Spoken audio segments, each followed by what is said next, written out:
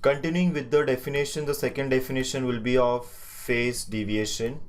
Phase deviation, I'll mention it with notation delta p. It is nothing but the maximum departure of the modulated angle from the original carrier angle of 2 pi fct. So now it becomes very obvious that delta p, which is the phase deviation, will be the maximum value taken by mu p cos 2 pi fmt. We know that the cos takes the maximum value of 1, therefore delta p becomes equal to mu p. Again, exactly similar to fm.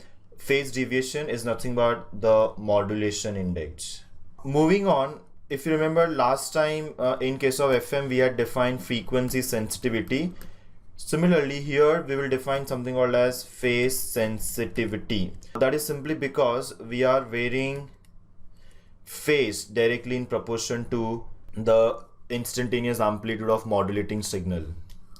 So like last time in FM case, frequency sensitivity came out to be equal to Kf. We will now have phase sensitivity coming out to be equal to Kp. So let's define it first. Phase sensitivity is defined as nothing but the ratio of phase deviation. The phase deviation is written in the form of delta P this time, to the maximum amplitude of the modulating signal. The maximum amplitude of modulating signal is nothing but Vm.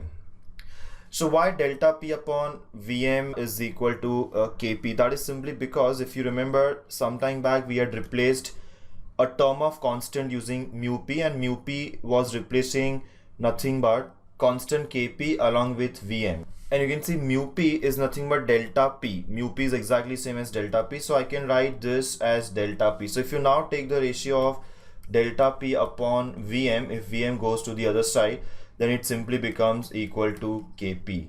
So phase sensitivity is defined as nothing but the ratio of maximum departure of the phase angle, which is my phase deviation, to the maximum amplitude of modulating signal.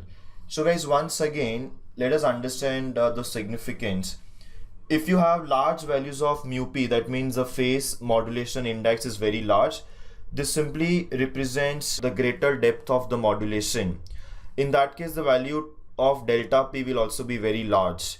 So the large values of modulation index indicate the large values of phase deviation, and that means greater depth of modulation. In such a case, the effect of noise on the transmission of the signal and reception on the receiver side will be very less. On the other hand, if you keep small values of mu p and delta p, then the depth of modulation is less.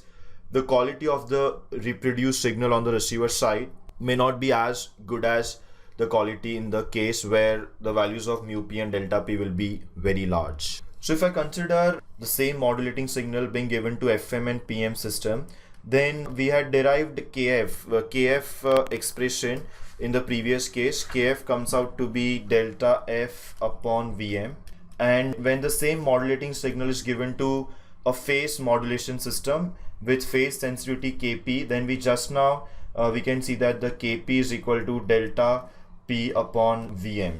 Now further, Kf is, so if I take the ratio of Kf by Kp, then that ratio comes out to be delta F upon Vm into Vm by delta P. So the ratio comes out to be delta F upon delta P, where delta F is the frequency deviation of FM system, and delta P is nothing but the phase deviation of the PM system, which further can be written as delta F was nothing but mu F into FM, where mu F was the modulation index of FM, and delta P, as we have just now got, is exactly same as mu P, the modulation index of PM system. So that's the ratio of Kf by Kp.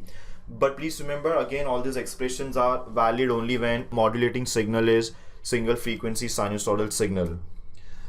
The definitions are valid in general for any type of signal, and hence if modulating signal is not given to be sinusoidal signal, then we can always use the definitions and derive the new expressions which will be valid for the given signal.